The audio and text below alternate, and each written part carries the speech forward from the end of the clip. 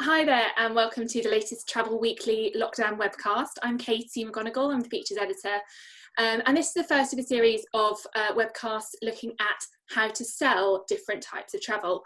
Our first one is going to be how to sell the touring and adventure sector. So I'm joined by three lovely guests.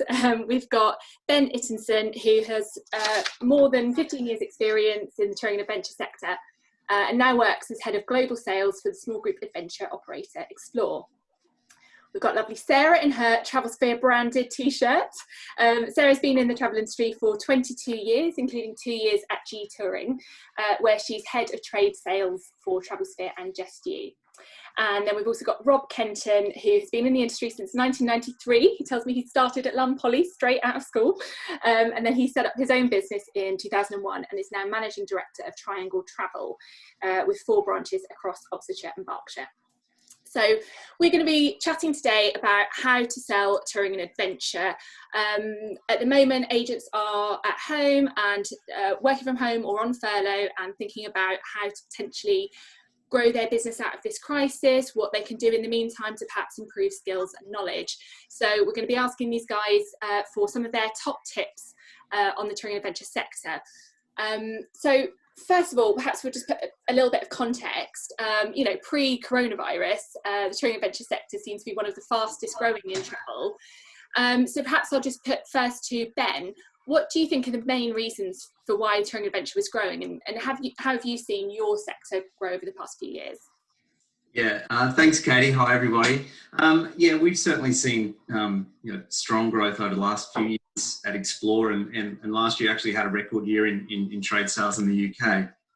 But I think it does come down to customers and the attractiveness to the sector. Customers looking for a really authentic, immersive experience, and that desire for a real culturally rich experience, and getting a little bit more off the beaten track and avoiding places that might have experienced some over tourism in the past.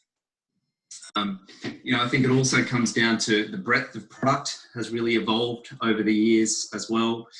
There's such a variety of different product out there, themed tours, special interest tours. At Explore we've got cycling tours, walking tours, self-guided tours, family adventures. Other operators have got wellness tours, food and wine tours as well. So I think the offering for customers is greater than it's ever been before as well. And Sarah, I mean, you're coming from a slightly different perspective with Travelsphere and Just You. You've got your solo travel audience. How have you seen that sector grow over the past few years? Well, at Travelsphere and Just You, I think we've spent the last 2 years really growing the field-based team, reaching out to more trade partners than ever before, and everything was moving in a positive direction. And a bit like what Ben was talking about having record years, January for us was an absolutely record-breaking month. So we were hoping for all good things in 2020. But I think really for us, what we see, the reason why touring's growing is because everybody's so busy in life and holidays become so precious. And everybody we want to go away and get more out of a holiday.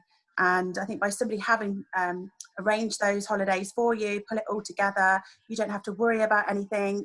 You've got your tour manager there as well, and a local guide perhaps, and they could take you off the beaten track and really get to see those little gems that perhaps you wouldn't have seen before if you just went independently. And referring back to what Ben said as well about immersing in a destination, it's a great way to see lots of places all in one holiday, and again, just not worrying about queuing at attractions or anything like that. There's always somebody there to look after you and reassure you. And the solo market you mentioned is particularly a market that really has been growing, and the Just You brand is market leader in that area, and we're really happy with its performance, and it continues to go from strength to strength. Yeah, it's that hassle factor and the experiences that you get. It just all kind of tones in with what people want from travel. Exactly. Yeah, nice and easy. Exactly. And Rob, I mean, you've got the wonderful Sarah Cook, who was our ATAS a few years ago. And across your business, you seem to be selling a lot more touring and adventure holidays. What kind of feedback do you get from clients coming in? Why is it that they are looking for this kind of holiday? I think most of the clients now have got to an age where they need that bit of security. And as Sarah said, the big wording that is the tour manager. That they want that security. They may have travelled quite extensively in the Med with their families, with kids, but as they've got older, they just want that bit of security. And to have somebody there, if something goes wrong, and take control of it, and they don't need to think at all. I think that's the main selling point for us all. Mm. And you know, obviously we're now in a different era of travel. The coronavirus is having, you know, huge impact on our daily lives at home, and no doubt it will have a huge impact on the way we choose to travel when we can do so again. Do you think that sort of things like having a tour manager will help touring rebound in a way different from ordinary package holidays? Will this be one of the kind of types of holiday that actually rebounds quite quickly? And are there any sectors of clients that you think might start booking sooner than others? Rob, perhaps we'll start with you on this one. I think the youth market will be the first to bounce back. You know, there's no fear.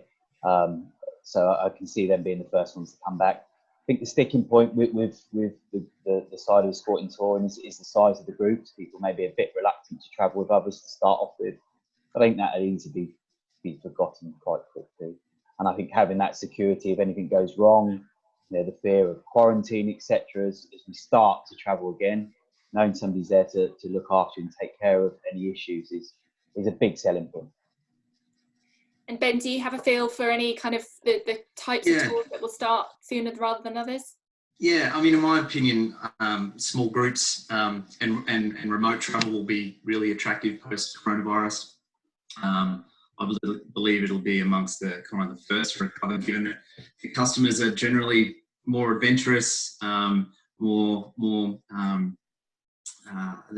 trips are more outdoors, immersed in culture, generally a little bit more active, and you know, typically visit places like we mentioned that are a little bit more off the beaten track and won't trigger the fears that crowded places might. Naturally, you know, there'll be a bias towards those countries that were less affected by COVID as well. You know, places like New Zealand or Africa or South America as well. I think that the African safari represents a pretty good proposition moving forward. But, I mean, you know, who knows? Mm. And Sarah, do you have a feeling coming from that slightly larger group side? Do you think of what kinds of travel will rebound faster? I think, as Rob mentioned, definitely the youth market is one market that will bounce back quicker. For more of the classic tours, yes, it is a more mature market. So our job is to work with trade partners and help build confidence, educate people about the changes and maybe the evolution of group touring. But when the time is right as well, I think that's really important to get the timing right on it as well, on this.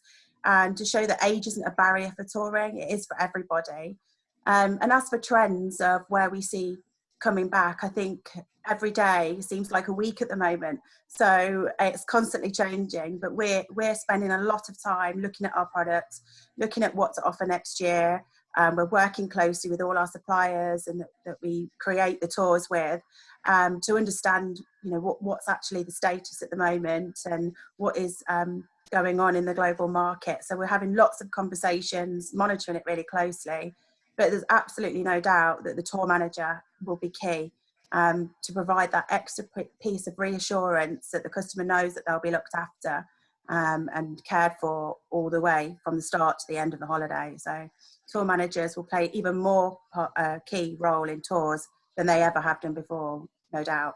Yeah, and that's absolutely a huge selling point for agents. I mean, it is at any time that the tour manager makes everything run so smoothly and just makes sure everyone's having a nice time and everyone's included. Yeah. I mean, I've done a few escorted tours and they really kind of make or break the tour, really, and you know, they're always really good. But yeah, I think as people, you know, need a bit of reassurance, that will be a really good selling point for agents. And actually, Sarah, your comments bring me on to, you know, some of the other things we were going to chat about, which is that I think there's so many misconceptions out there about guided tours. I'm sure you guys spend your lives talking about how guided touring is not necessarily what people think of. I think people imagine kind of school coaches and trips and that it's going to be, you know, really rigid and they're just going to be on and off the coach and things like that. So what are the kind of most common misconceptions you guys come across when it comes to touring, and how do you go about breaking those down and making people see what tours are actually like these days? Sarah, do you want to weigh in on that one first? Yeah, sure, no problem. I think what you mentioned about getting on and off a bus, following a flag, herding around like a cattle together as a group is probably one of the biggest misconceptions of touring, and also that you have no free time to yourself. So I think it's really important everybody understands there's different types of tours. There are those tours that I perhaps would call your bucket list tours, that you see lots of different places, you move around quite a bit to visit all those places, but it's a tick, tick, tick. You wanted to see those places and you achieved that in the holiday. But there's so many tours now that actually just stay in one hotel, and they offer excursions maybe every other day. So you can come and go as you please. You can take part in those excursions. You can maybe just sit by the hotel, read your book for the day if you don't want to get involved. And you have that flexibility and freedom to be able to pick and choose really what you want to take part in and what you don't, depending on what your interest is. But it's really important that, one of the things that we talk about in touring is that you're traveling with like-minded people. So if you're going on a foodie tour because that's what you're interested in, the local cuisine of a destination, then the other people that you'll be traveling with will also have that interest as well. So it's really, really important that people understand it is part of a tour is really the shared experience and those memories that you bring home. And a lot of our tours don't even include dinner on every night as well, because realistically, who wants to sit in the same hotel every single night and eat the same food? If you're going to one of the beautiful towns somewhere in Spain, you want to go off and try the local tapas and drink the local wine, don't you? You don't necessarily always just want to eat the hotel food. So I think that's a really key point. Immersing yourself in a destination. There are the tours that you can tick off loads of attractions, but there's also many, many more relaxed tour options and active ones as well. Yeah, exactly. And if you do want to go out to that restaurant, you've got a bunch of ready-made friends to go and have dinner with, and you get so many tips, don't you, from the other travellers on a tour, and you get recommendations of other tours they've done. So it kind of just is this self-generating thing, isn't it? And talk about your memories of the day as well. I think that's really important. It's a lovely thing to see. Yeah. And Ben, coming from an adventure operator side, you almost have different misconceptions to deal with. You probably get people thinking, oh my God, I can't run a marathon, therefore I won't be able to keep up, or that everyone else is going to be 25, So what kind of misconceptions do you have to deal with from your side of the sector? Yeah, I mean, certainly there are those misconceptions out there.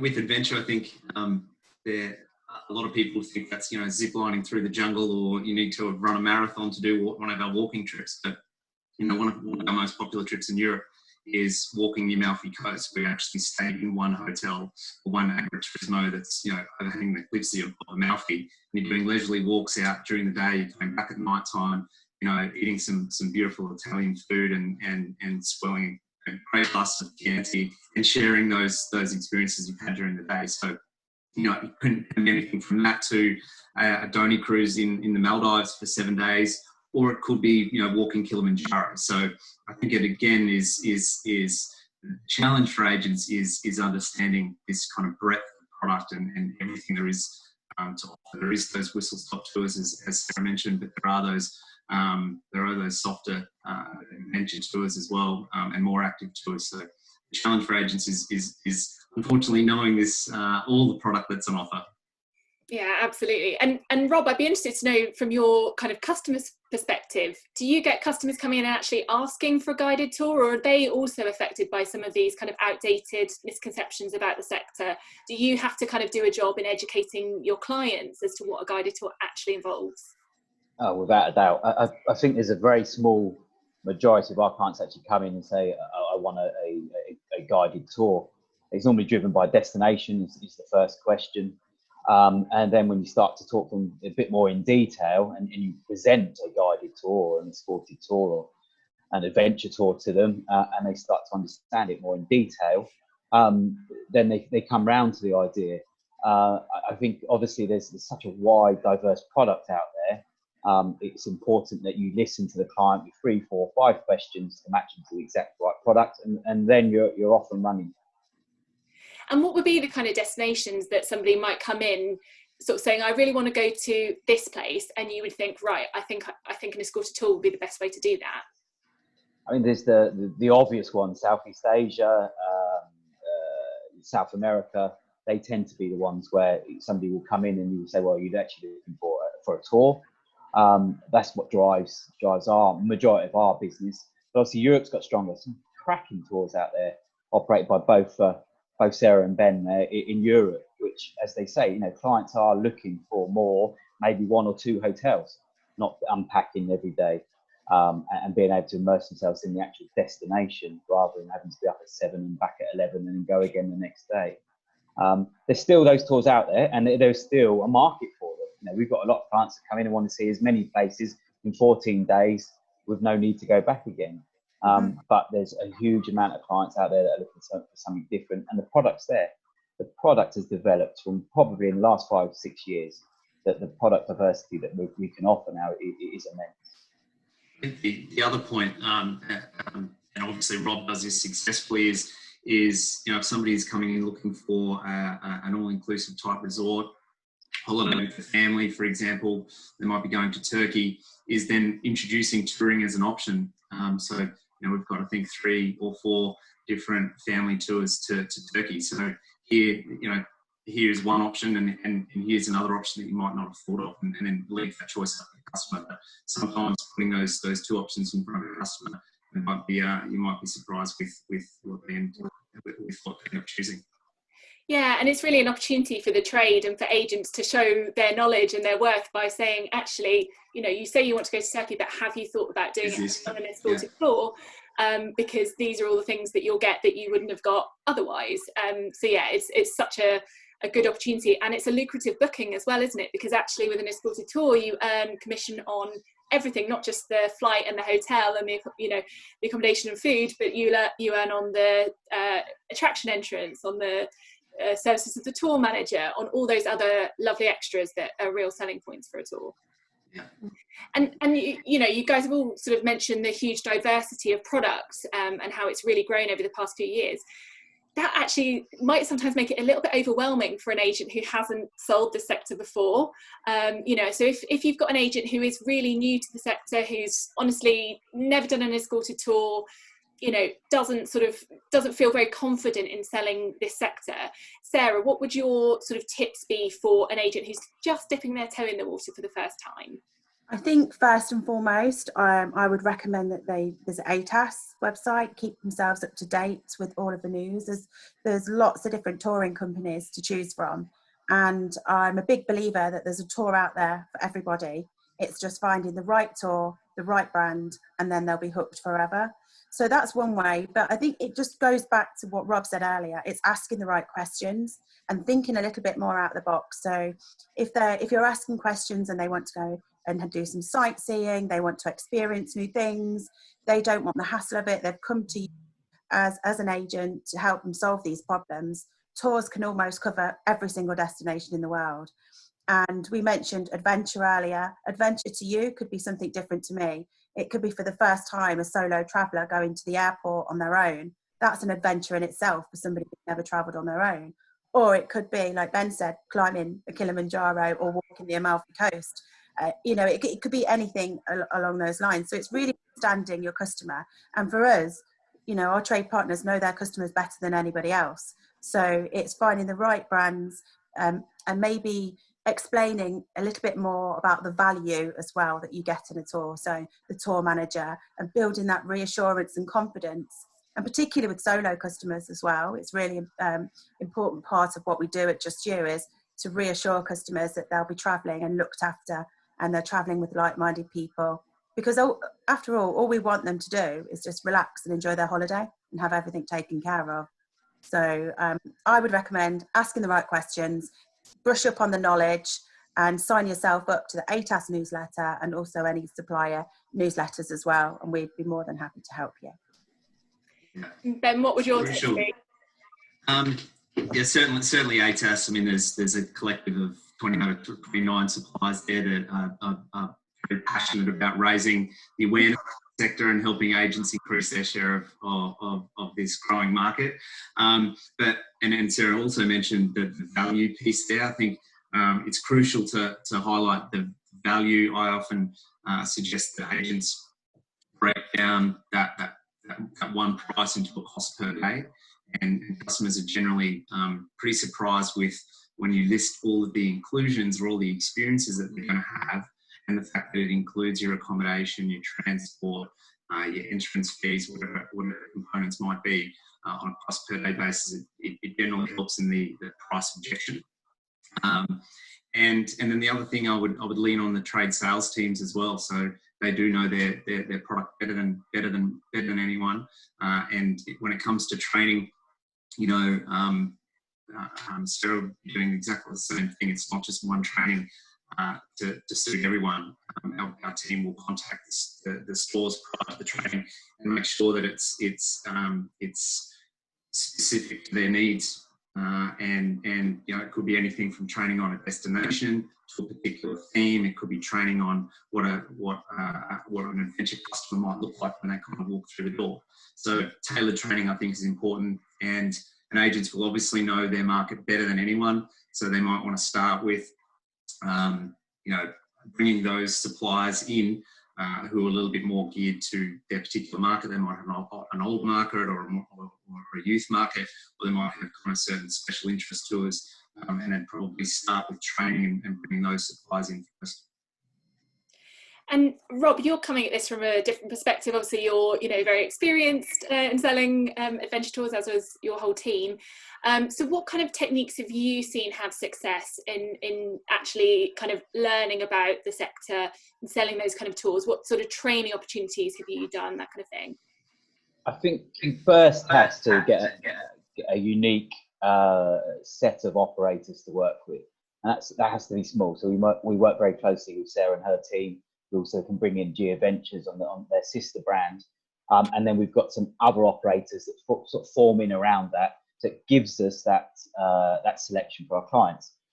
The staff know who they are, who our preferred suppliers are in the touring and the adventure market. By able to narrow that down, then you can actually focus your training direct to the staff, so they know the USPs from each brand. When a client comes in, you're confident in selling it. We get a huge amount of training opportunities from Sarah. She hosts these webinars quite regularly for the staff. So again, it's just have that small amount to work with. Now, sometimes you won't be able to find the right holiday for a client within those brands that you work with, but then you can then go out of your remit and find an alternative tour.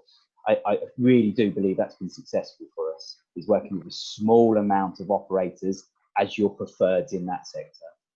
That enables you to get extensive training from the suppliers. Destination-wise, the staff are pretty much up to speed on the destinations.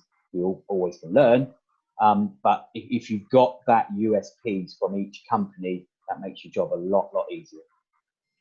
Yeah, and Ben, when we spoke last week, you had a really nice idea of picking 5 operators and 5 tours just to get to know a little bit better. Do you want to expand on that a little bit? Yeah, that works, so that you don't become too overwhelmed with thousands of different tours on offer. We've had success. Rob might have done this, but agents who are just first starting out, we've done some consulting. So we've had our team going to store and help in that consultation to assist the agent in that conversion of booking. We do takeover days as well, where we might one of our team might go into the store for the morning or for the day, and then the agent then invites their customers to come in and learn from the operator about their particular destinations or their style of travel. So that's proven successful as well. Yeah, and I think you also mentioned kind of tying in with some popular culture stuff. So obviously, we quite often get fantastic TV documentaries. Last year we had Judi Dench in Borneo, and you get Joanna Lumley doing some wonderful adventure around the world. Is there some value to, keeping an eye on what's going on in the news and perhaps tying in some of your marketing and your social media efforts to do with those things? Yeah, absolutely. We saw an example to that off the back of the HBO series last year, the Chernobyl series. We saw just incredible growth, and by advertising Chernobyl at that time, and then the agents who advertised the Chernobyl trip did very well off the back of that. So yeah, absolutely. Sue Perkins is another one. That Race Across the World that's just finished on the BBC. So yeah, I think advertising what's popular at the moment is an obvious thing to do, and finding the operators which have got product to those destinations will help you win. Yeah, absolutely. I think I'm afraid we're running out of time, but you know, the core message there is just, it's all about kind of learning the product that's available, and you know, calling on the support that's out there already. It's there to help everyone sell more holidays, which is ultimately what we all want to do. Hopefully once things get back to normal. Just time for one last quick question. I would just be interested to know from each of you, do you have a favourite place you're desperate to get to after lockdown? Is it a favourite touring destination that you'd like to be in right now? Sarah, maybe we'll start with you. I think I just can't wait to get on a plane again and actually travel. I'm so excited for that. But for me, on my tick list at the minute is Cappadocia in Turkey. I really want to go and see the fairy chimneys, and absolutely petrified of heights, but I want to go for it and take one of the hot air balloon rides. So that is on my tick list. And I have a big birthday this year, so I need something to celebrate. So you never know, might go for it. That sounds good. That's on my list too. I've never done it and I'm desperate to go. So yeah, that's good. Ben, any favourite destination in mind? Well, we still have a family holiday booked down to the Greek islands the end of August, which we're holding on to. So we're hopeful that eventuates, but if it doesn't, there's tons of explore trips I'd love to do. There's a cycling tour actually in the south of India to Kerala, which I'd love to do. We've got a fantastic wildlife focused trip to Costa Rica, seeing the sloths and toucans down there. So I'd love to do one of those two trips, but also being an Aussie, there's plenty in Europe that I'd love to see and do as well. But like Sarah, just can't wait to go and get traveling again. Absolutely. And Rob, I imagine you probably feel the same. Yeah, apart from an Explore or a Travelsphere tour, I think Belgium's on my list to drink as much strong Belgian beer and try and numb the pain of the last 8 weeks. Oh, that sounds good. Just sitting by a river or a canal in Belgium with a beer in hand. That sounds pretty good. A park would do, with a brown bag and a bottle in it. Falling off the bench. Yeah, that sounds perfect. Well, hopefully we can all get to do that lovely travelling as soon as possible. So thank you very much to our lovely panel, to Sarah, to Ben, to Rob, for your time today. And we hope this has been useful. Keep an eye on the rest of the Travel Weekly webcasts, which are bringing you all the latest news and advice from the trade. And we'll hopefully see you again next time. Thanks very much. Thank you. Thank you.